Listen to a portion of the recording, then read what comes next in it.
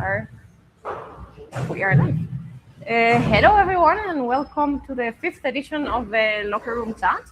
We are here at the Nairobi Jiu-Jitsu Academy. As you can see in our backgrounds, there is a lot of work and things happening. It's under construction still. And I'm so happy to have here Professor Ricardo Testai with me today. Ricardo, welcome. Thank you very much. Thank you for having me. It's a huge honor to be here.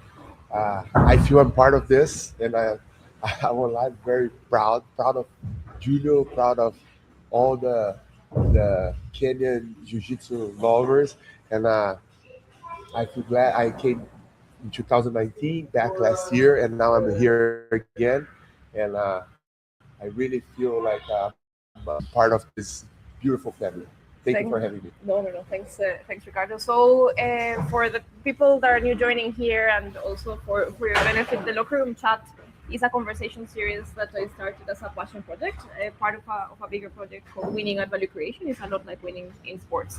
And I built a framework that tries to compare life, investments, sports through the championship cycle, or the cycle that athletes go through. We start with the game plan, move to the draft day, then the season, the exit or the fight night, and then how do we put up all that together to build a legacy. And for the people that do not know you, Ricardo is a fifth degree black belt in Brazilian Jiu-Jitsu, and he teaches in King's MMA in California, Yes. leading the Jiu-Jitsu program there. King's MMA is the house of a lot of UFC stars, Yes. and has one of the best UFC coaches in history, I would say, Rafael Cordero as well. Yes. And like as a team, you're in the corner of all Yes. these athletes, and on top of that, you build fanatics and people like that up through the sport. So he's here, and he's gonna share with us some of his experience. Thank you. So we can start at the beginning. Maybe Ricardo, who are you? Where do you come Yeah. from? So- How did Jiu-Jitsu enter your life?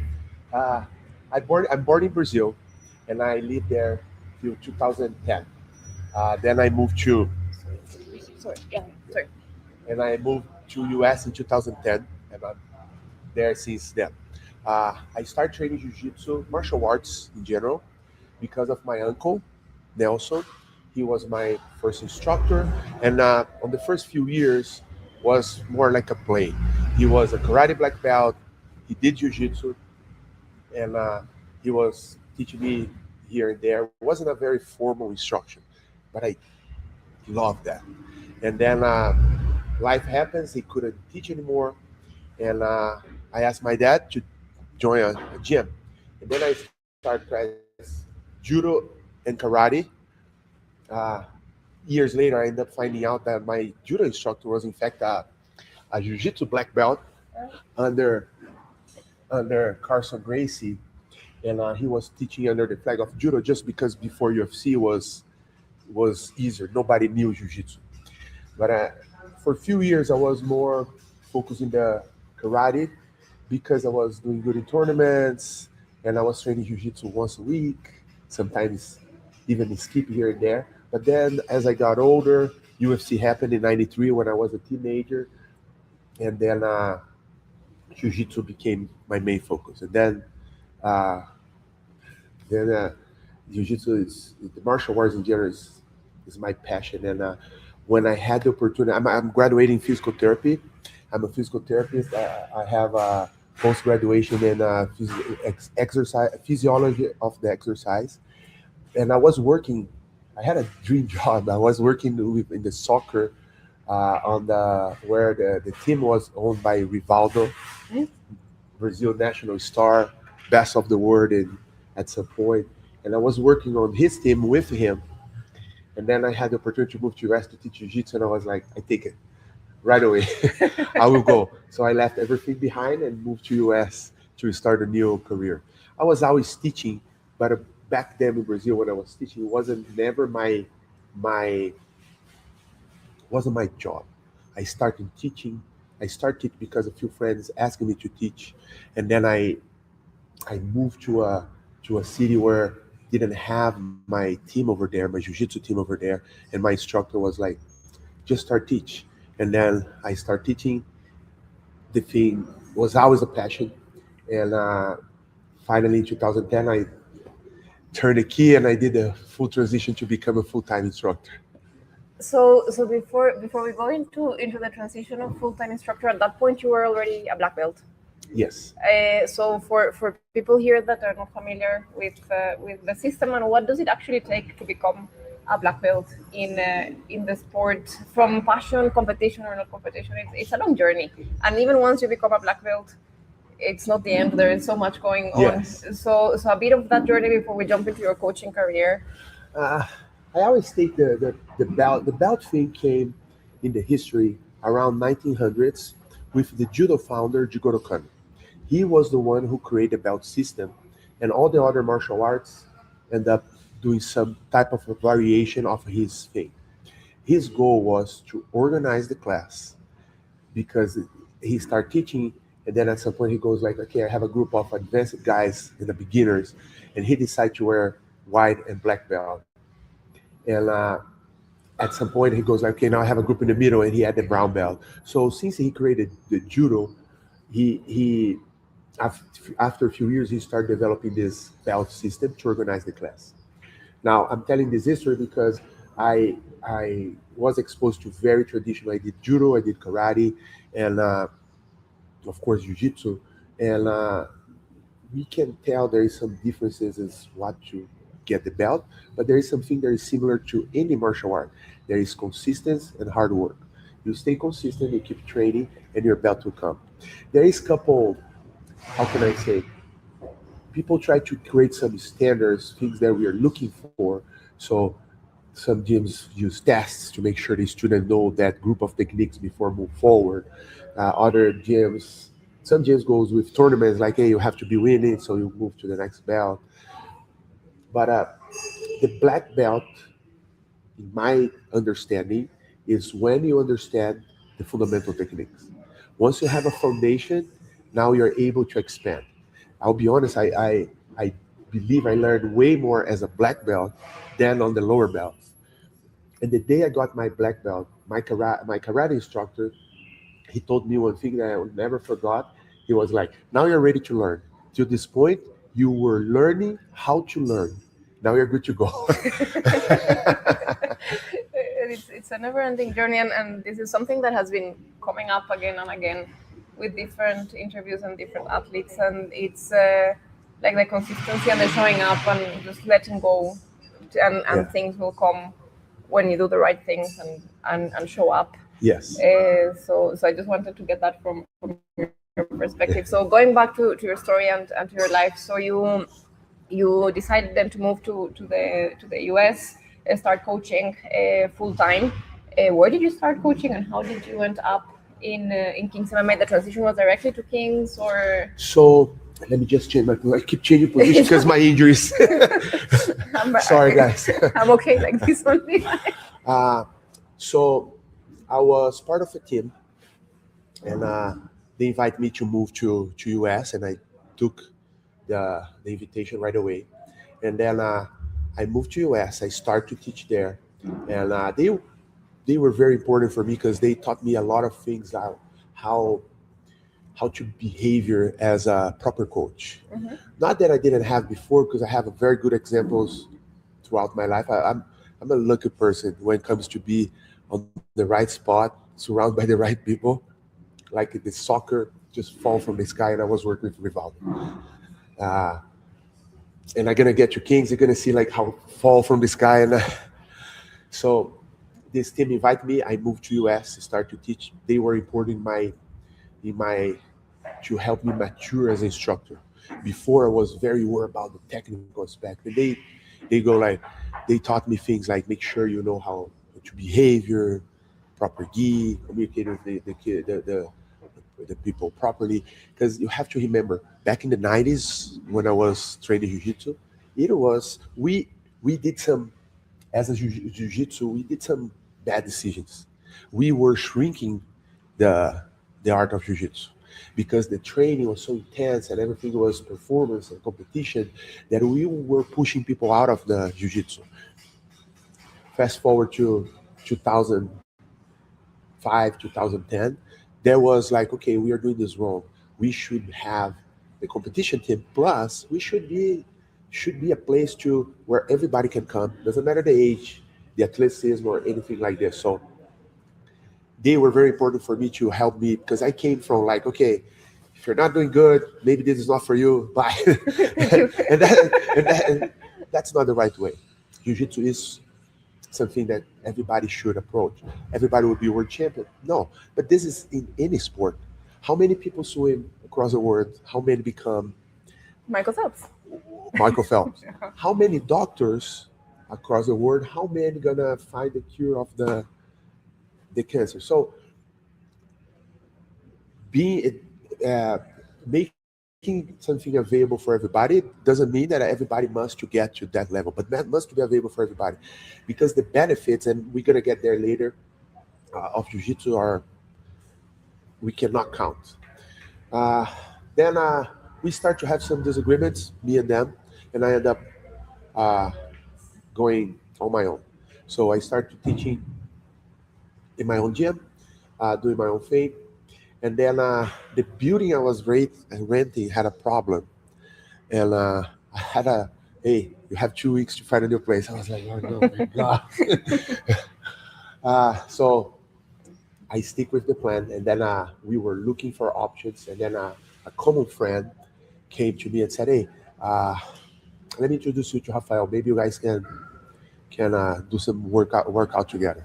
So he introduced me to Rafael, and we create a connection right away. Uh, uh, we both are very, we love this traditional aspect of the martial art. We like the innovations, we like all the new stuff. We believe it's important, but we have this. Our connection is built on this traditional thing. The relation of instructor student, how the instructor is there to.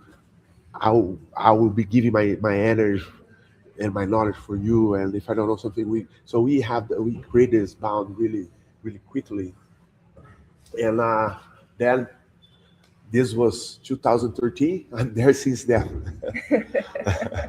And maybe through being there, you mentioned there are different types of athletes, and that this is for everyone. Few make it. When you start teaching, what makes you recognize what does a person have that could take them to that level, and how do you choose or say or invest more of your time in different types of competitors, knowing that, I mean, we all deserve the time, etc., but to take someone to that elite level, it also requires more of your time. What do you uh, see in those people? I think the if the goal is to be an athlete, you have to love. You have to love what you're doing, because the passion will make you go through the hard situations, uh, and that passion will make you understand that, okay, I have to work hard, I have to be consistent, and if I want to become an athlete and I want to become different, I will have to pay the price. I will have to do things. When we were coming here, me and Babalu, we were talking, and we keep the same. We don't like to use the expression, you're gonna have to sacrifice. Sacrifice is when you're doing something you don't want to do. You have to choose. This is different. You're gonna have to choose that path, and you're gonna have to make decisions where you're gonna be opening stuff, and you have to be okay with that. Mm. So uh, it doesn't matter the athleticism level, doesn't matter the coordination. Of course, when this comes together with the hard work, we'll become a Michael Jordan, Michael Phelps, Kobe Bryant. But the hard work is there. I love basketball. I fall in love with basketball. There's multiple stories of basketball. People who was not even a people didn't have even a offer to a college, and they make it to the NBA, and they are amazing. Yeah. And when you see these histories, it's all the same: hard work, consistent, and passion. So when I see athlete, when I see somebody who wants to see athlete, the first thing I start to watch is like, let me see if this person loves what they are doing, because you have to love the process. The at the end of the day, the goal is not the end. You have to enjoy the journey. That's the process. Yeah, I'm laughing because I've been struggling with enjoying the process a bit more and letting go of the end. Uh-huh. Uh, and it's coming as a key thematic topic in all the interviews and all the things with high level athletes. So in my personal journey of also letting go of the end and enjoying more the process Yes. is key. Great, three things athletes are like world champions should have. You have trained several of them. Werdum that has his belt. Yes. Danny Berge. I mean, the list is like 20 Yeah. to 30. I could go on and on. Do you have any stories that you want to share about training them, I have good a- moments with them? Like, how does that season look for them? I have a story that I will never forget that, and I was watching more than anything. Uh, so with Verdun, for instance, I was more his training partner than the coach. Of course, as a black belt, we are always sharing information and everything. But my main goal with him, I was his training partner because one of the skill I have, I was really good. I'm really good in reading the fight and mimic the fighter he was going to look. So we have on the team, of course, head coach Master Rafael Cordeiro. We have Babalu himself, Cobrinha, his jiu-jitsu coach was the guy leading the training, and I was as a training partner, and of course, as you always help coaching. So then we had a fight, his last fight on the UFC contract, and because of schedule, visa stuff, we went to Abu Dhabi. Only Verdun, Rafael Cordeiro, and me. Yeah. Usually we used to go like his brother Babalu, Cobrinha, but this special occasion was just us three. The Verdun did an amazing camp. He was spectacular throughout the training, hyper consistent, doing everything. But I remember the day I saw he was like, "This fight is over. He's gonna win the fight." We were at dinner the day before the fight, and Rafael Cordeiro started to talk to him, and he lead the conversation. I will never forget. I saw Verdun. He was looking at Rafael, absorbing all the words. And Rafael started that speech about motivation, family, your personal goals. Uh, I remember I was sitting on the table with them, and I was this type of moment where you learn, you just listen, and I knew he was going to win that fight. There was no way to. It was that kind of day, like he knew. There was no way the other guy would come with something to surprise him. Yes, that I always like to share this story. Maybe when I speak like this, doesn't. But I remember the intensity, the eyes, like The focus, huh? you know that the video that is viral on the internet, Mike Tyson following the opponent with the eye. Yeah. That was exactly the thing with Rafael was speaking and Verdun watching, and was talking about strategy. That's how we're gonna do it, and that's the goal, and this and that, and It the was fight last minute and a half. And I never posted, but I have a video. We did the drill exactly what happened on the fight. I can show you later. Exactly what happened on the fight was like, if we informed the other guy, hey, you have to do this, this, and this for us, he wouldn't do as perfect. And he had you to mimic everything before. That's amazing. So, like, again, this is one particular story of how a training camp and a fight goes. But for the people that are not familiar with how it works, and then also what it means to get prepared to a fight, and I find so many similarities with like live or big events that you have in your life. Can you walk us through a bit, like, what is the camp? How does a fighter get ready, and how you as a coach are there to support them in the process? So one thing that's my perception, maybe I'm wrong, but one thing that I see happen very often is today we have this idea of the fight camp. So fighters schedule the fight, 3 months before the fight, he start training hard, and then they do a whole periodization. And anyway, I believe, and that's the thinking at Kings too, that there is camp is just to prepare for one specific fighter. Fight is you fight, fight is over. If you have injuries, you recover.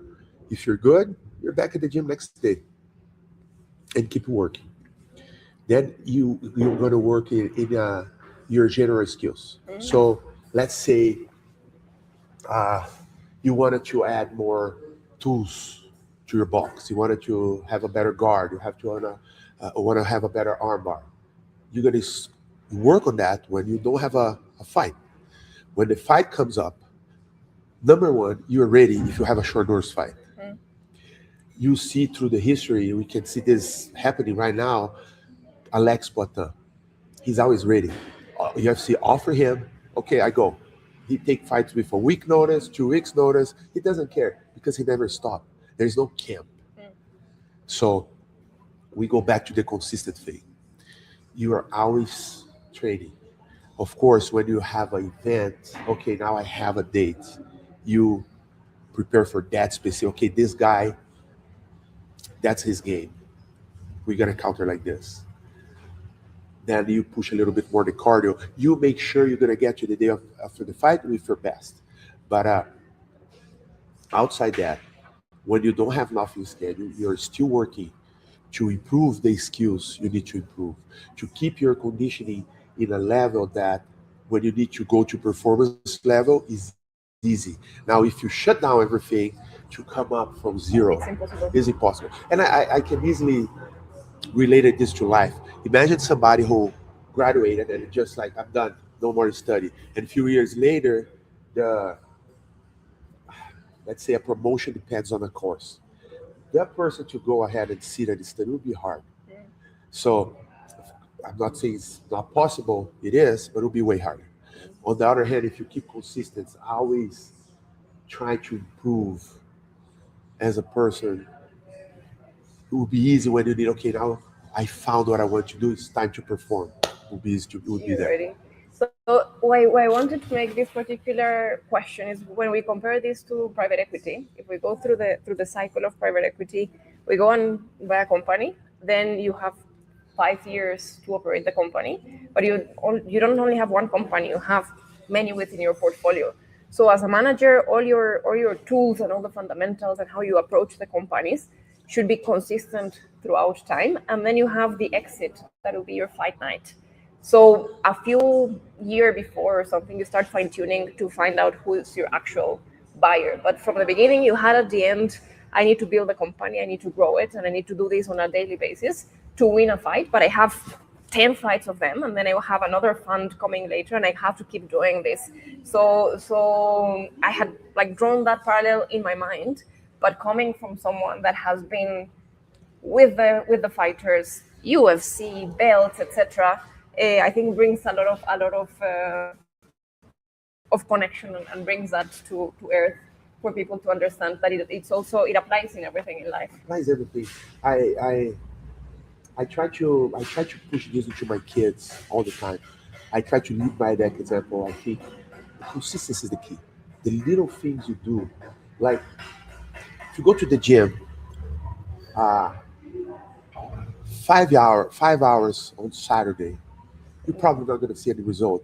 But if you go 5 hours per week, 1 hour per week, you're going to see results very soon. 1 hour per day, yeah. 1 hour per day during 5 days. Yeah. So it's the same amount of time, but the other one you did with consistent. The other one was just like a burst where you get a lot of in the lack of consistency is the.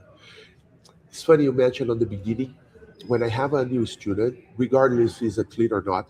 Like right now, I can say I'm 100% concentrate not on the athletes anymore, more on the hobbyists, let's call it this, and kids. I really enjoy to teach kids.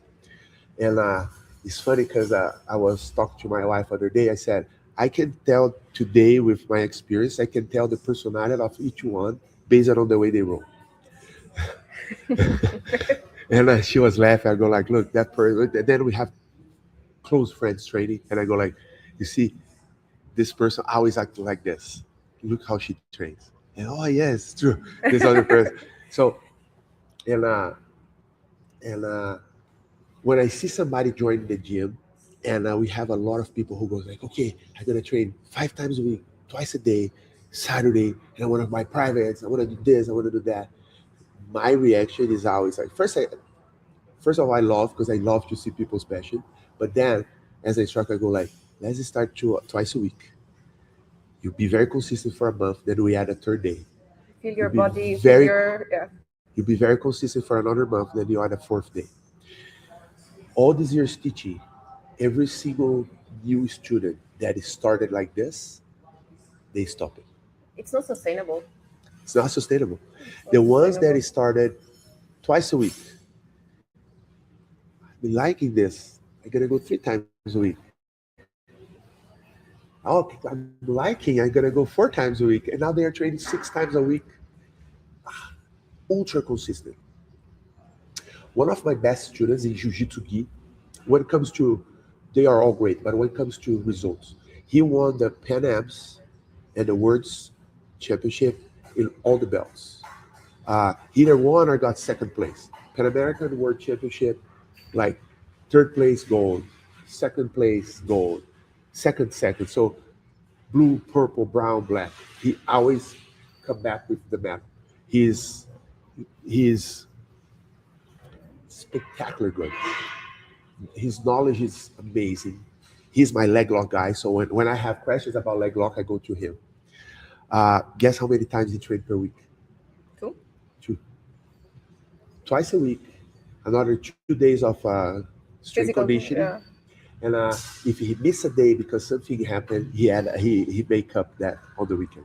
Uh, So we are together since 2012. He's been super consistent, and when it comes to the gi, he's the one with the best results. yeah. So again, this is another big lesson on consistency and winning and life in general. Even when you look at investments outside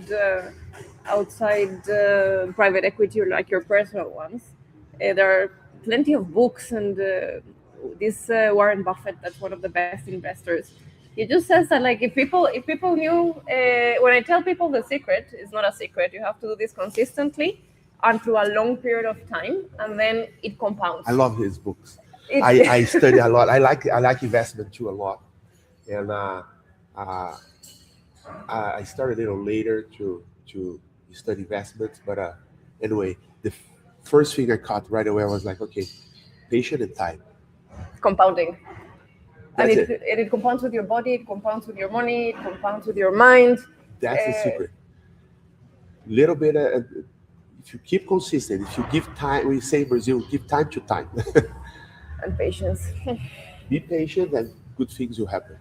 Of course, when you understand you're doing the correct thing, we have to be always put ourselves in check to make sure you're doing the correct thing. What I mean that, because I had a situations of students. They were passionate, they were consistent, but they were doing a little mistake. They were going extra hard every single training. So it's kind of investment, that guy who goes all in every single thing. And the thing goes like, okay, I think I miscalculated here, but he doesn't want it to step back and Reassess. reassess and readjust. So when it comes to trade, this is also true. We gotta consistent, go hard, discipline, everything. But sometimes we need to understand like, okay, I think we are passing the point too early. Let's just step back. Now instead of hard to trade again, we're gonna go hard, light, medium, hard, light, medium. So we gotta make adjustments as we go. Building a portfolio. Building a So you portfolio. have you have it diversified Yes. with different types of assets or how it works. With doing the right thing and putting yourself in check. I love that. And I would like to ask you a bit more of the role that a coach or a mentor or someone that has walked the journey plays in that, and maybe some examples that in your career have helped you. to then start sharing that knowledge and checking also people to guide them through the right path. I will use my example. I had several injuries. You can see I'm moving all the time because it started to hurt my knee, it started to hurt my back and everything. And I didn't. I was always going at full speed all the time when I was young, and I didn't take care of my injuries. I was always like, oh, I gotta keep going and everything.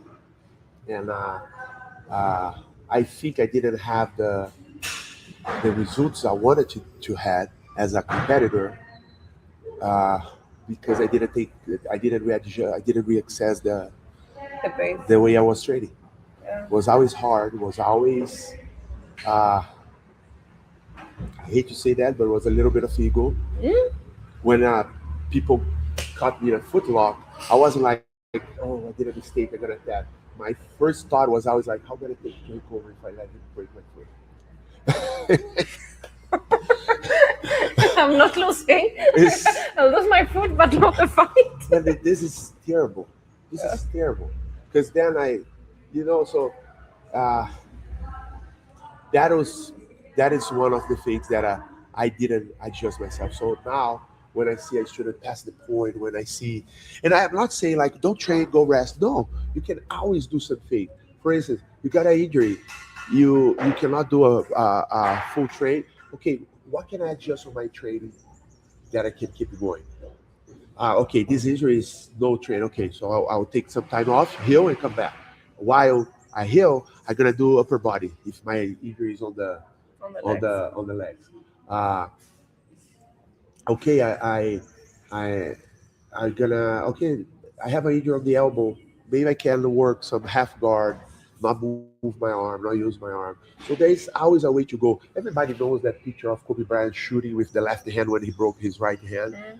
There is always a way to go. So what I mean, we access doesn't. I'm not trying to say like don't train, go rest and stuff like this. I kind of don't like this approach. It's more like uh, uh, understanding that you're gonna have to make adjustments according to the situation. Another good example is overtraining.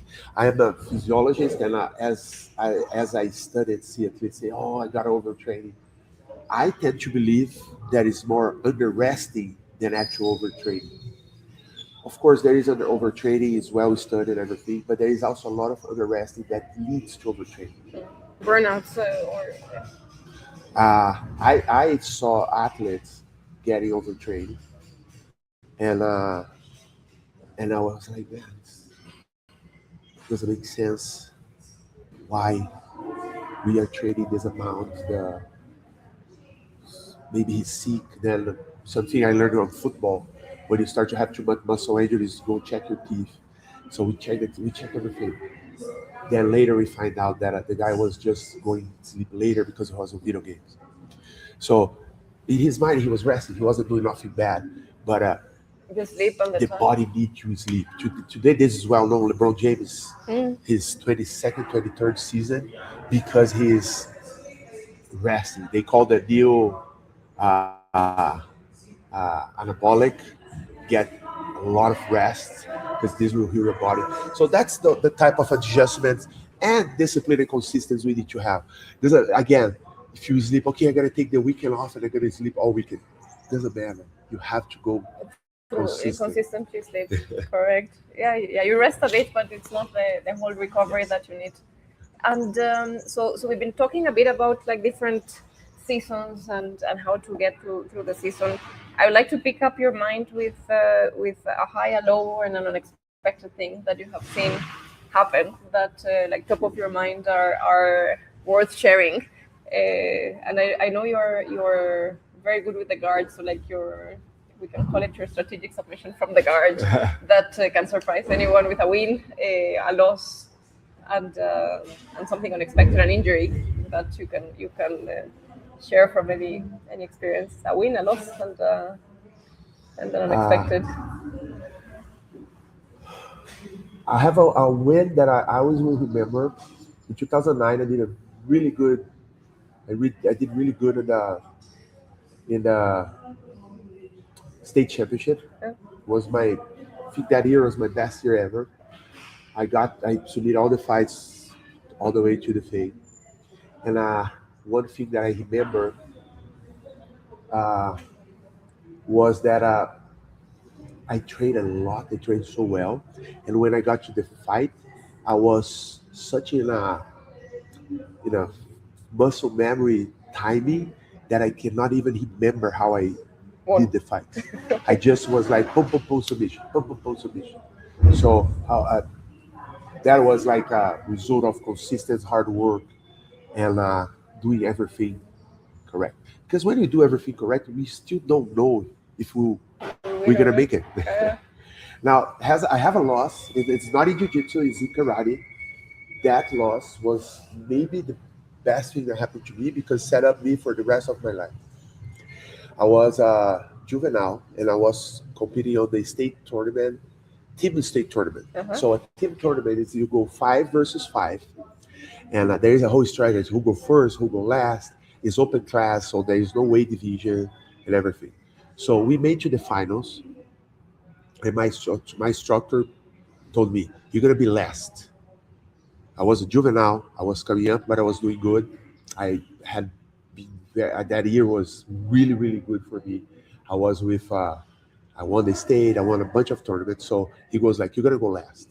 We're gonna put our worst guys First. first because they're gonna come with their best guys, and we're gonna go with our best guys, third and fourth, because then will be even easier for them to beat The the other ones. the other ones." So look what happened. The two worst guys won. The two best guys lost. And comes to me to close to decide the tournament. So the match was back and forth, was a point karate tournament, back and forth, back and forth, back and forth. We went to overtime, and then I decided to trade a strategy, and I did a movement. The guy countered, he won the fight.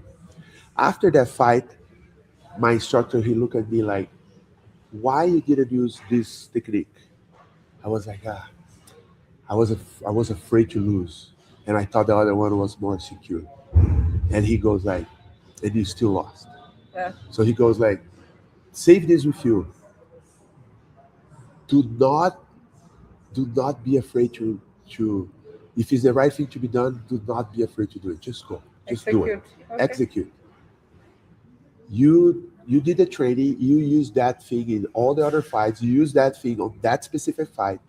It was going great. And then you decide to change because you became okay, I'm afraid to do it now." That thing changed. And I remember thinking about this fight when I made my decision to move to US. Uh-huh. Okay. Because I was like, I was in a dream job working for this professional soccer team in Brazil with Rivaldo. My wife was, uh, we were dating back then. Yeah. She was a reporter on the biggest Brazilian TV. And I remember I got the offer. I come to her and said, "I got an offer to go to US. Do you want to come with me?" And we were dating. She goes like, "What if it doesn't work together?" I was like, "Wow, we're gonna break apart with a good English." And she goes like, "Okay, I'm okay with that."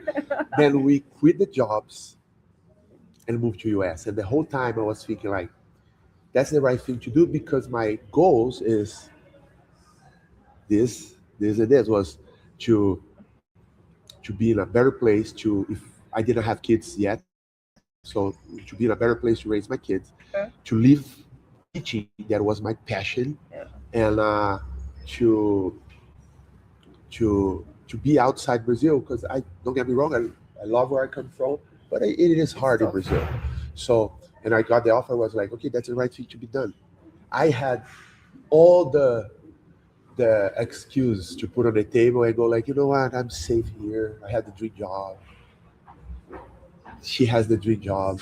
Why are we gonna move?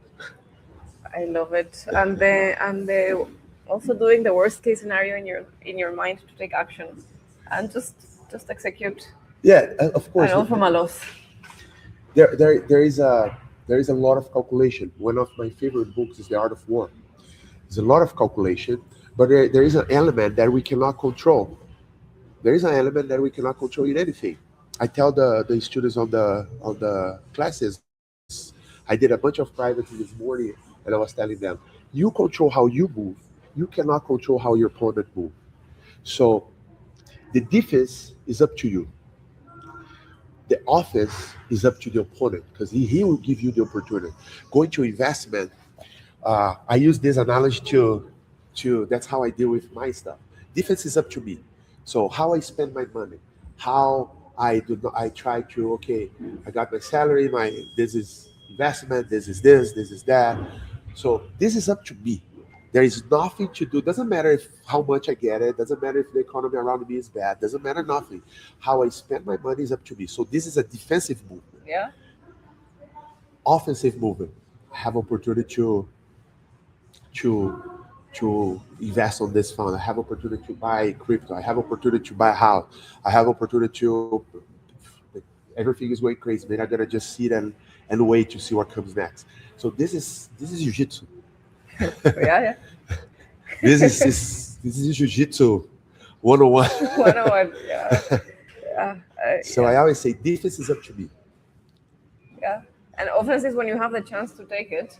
but you have to be ready. Then you have to And be that's ready. where the consistent comes. You have to be So ready. I do my defense. It's up to me, but I'm always looking for the opportunities. There, boom. Execute. Oh, didn't work. Reset. Defense. Go back. I love it, Ricardo. This is a great one. I am loving this one. It's a great analogy. Thank you. I tell this to the students too. I have couple, especially I have a lot of teenagers, Yeah. and I know this is an age that things are hard. Dating for teenagers. Wait for your opportunity. Go. So Go I back. try to bring them to to help them with these analogies, and I think it's working because I have a great group of guys. They are consistent, and uh, it's working. What is the goal? The goal is the girl. You defend. Wait. Yes. Yeah, with Yes, everything. yes. It works with everything until you find the right opportunity and you're ready for that. The understanding that there is things that is up to me and I have to do it. So it's like I tell my kids, they training. For me, jiu-jitsu is like school. I tell my kids, you don't need to compete, but you gotta train. You need to know how to defend yourself. That's no negotiable things. I have a friend who one day he asked me like, "Do you force your kids to train?" And my answer to him was like, "Do you force your kids to go to school?" And he goes, "Okay, I got it." I got it. I go like, "Look, this is a skill. It's an educational thing. They don't have a choice.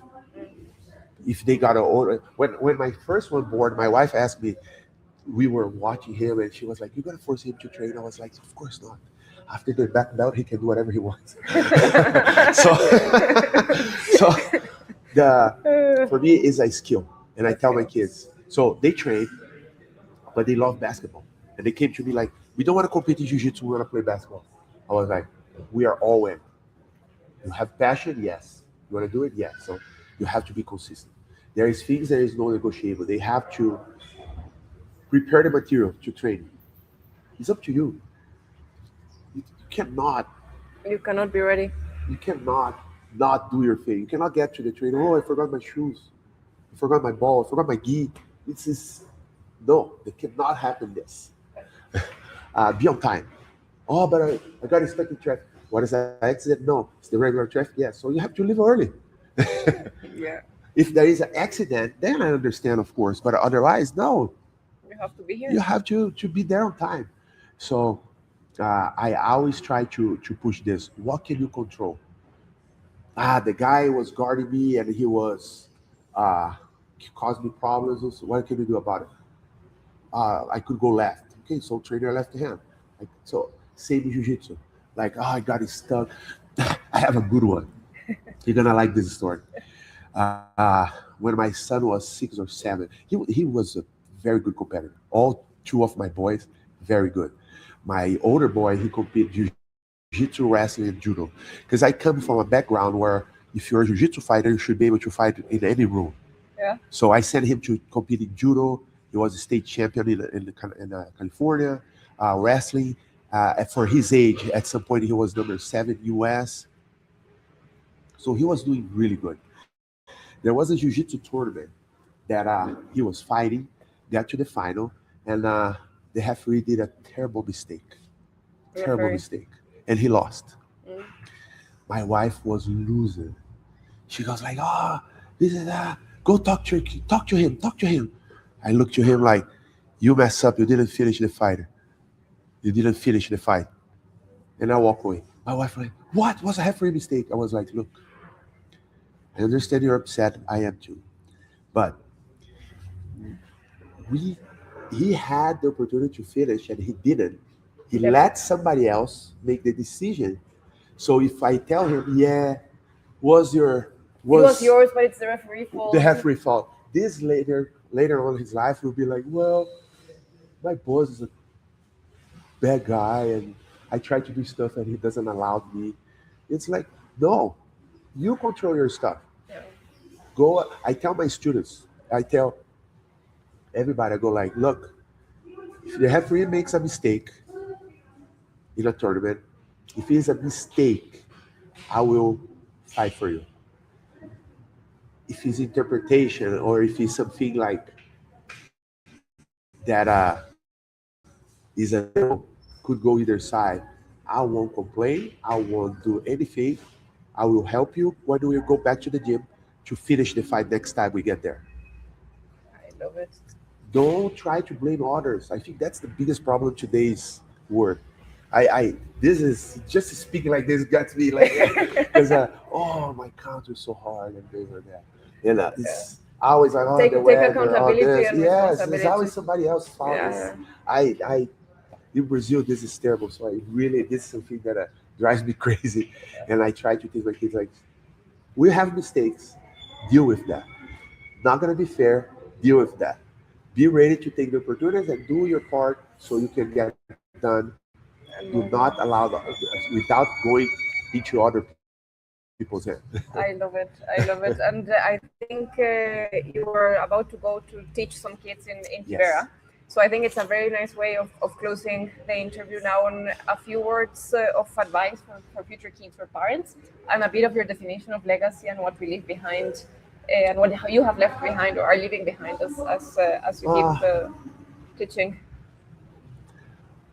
I think when it comes to legacy, I like to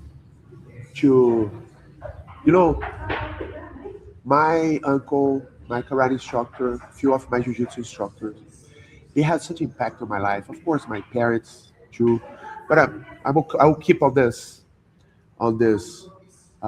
my wife, but I will keep on the coaching work. They had such impact on my life, guiding me through situations that sometimes I didn't understand. But then later on, I was like, I got what he was trying to do it, and I appreciate. And I hope that I do something like this for my students. And I cannot control that. What I can do, and I try to do this every single day of my life, is to become a better instructor, a better person. So I try to lead by that example. Sometimes I'm not feeling like training. Sometimes I have injuries and I have this, I have that. But I still train every day because I want to show my students like, if I'm doing, you can do Yeah. So it. you're leading by So example. Leading by example. yeah, that for me it's not one way to teach; it's the only way to teach. Uh, I don't know if you remember, first time I come here, I was super overweight. Then I went to a very strict diet, and uh, I dropped 35 kilos Mm. just on training and food. And I never step out of my diet. Uh, I had a couple things that lead me to the overweight thing. So when I got back to my normal weight, I was like, that's never gonna happen again. I will do everything that is on my hands again to. And my older one, he follows the same diet. And I was talking to my wife. I was like, it's because he has the example, not otherwise he wouldn't be doing. You will be doing this. Now, for the kids, my advice uh, would be like to find what they love and try to stick with, even when it's hard. I know we are going to a community that I've never been there, and Julie was telling me that it's very hard. Mhm. We might have, we might see ourselves in a situation go like, how I gonna do something where I am. But I truly believe the the way you speak, the way you see yourself, the universe gonna guide you there. When I was in Brazil, I didn't have any offer. I was like 2 years before I got the offer. I was like, I will take my passport and my visa because I'll move I'll to be US ready. to work. I'll be ready. I'll be ready. And when happened the situation, I was like, okay, I can go tomorrow if you want because I have everything ready. Yeah. So I tell the kids, prepare yourself, keep keep pushing. Find a mentor, not an idol or anything like this. A mentor, somebody who went through all the same struggles that you were going, but made it, and look up for that person. Today with the internet, uh, It's easier. it's easier. It's much easier. Sometimes you can even get a mentorship with people that you admire. Like one of my biggest influences on teaching and gym and everything is Fabio Gurgel from Alliance. And I knew him back then, but a few years ago we got in touch again. And he has a big impact on my life, my decisions, and everything. The way I run and everything. Mm. And so try to find a mentor and listen. He already did all the mistakes. Take from him. Read books. Reading is it's like The access to the mentors. yes. I like to tell my kids like I told my son, my older son is doing homeschool now, and I gave him a list of books, and I gave him this past month. He was reading the Chinese classics like Art of War, Tao Te Ching, and everything, and I gave him now for the next month for reading the Plato, Greek Yeah. philosophy. I told him, look, these guys are mentorshipping you. Hmm? So read a book. I don't care if you don't understand. Just be consistent. Do it. One day it will make sense. You will follow. Yeah. That's great. So That's that's great. my advice. I know there is some situations that looks like we look like and we go like it's easy to say that. Look, how come this kid will Make it. make Or it? But I truly believe because I saw this happening before. The kid was just preparing, was just like, I will make it, I will make it, I'll make it. And someday opportunity show up and he the was kid ready. make it. He was ready. Yeah. Ricardo, thank you. Thank you so much Thank for, you. for your time. Sorry, I for talk a all the lot. stories. I know I love the stories. If we I didn't like to have to share. go right now, I would have kept asking more questions. And I'm also very, very humbled and honored to have been, somehow under your lineage No, here. we are, Yeah. yes. So I'm it's part of the family. I like to say the word sensei in Japanese means, you know the meaning? The one who start before. yeah. Simple like that. I started a little bit before, then came Julio, now you guys, and be part of this family is amazing. Thank you. Yes. So thanks, and thanks for sharing all this knowledge and all your experiences. Thank you. Yeah. Thanks. It was good. It was so nice.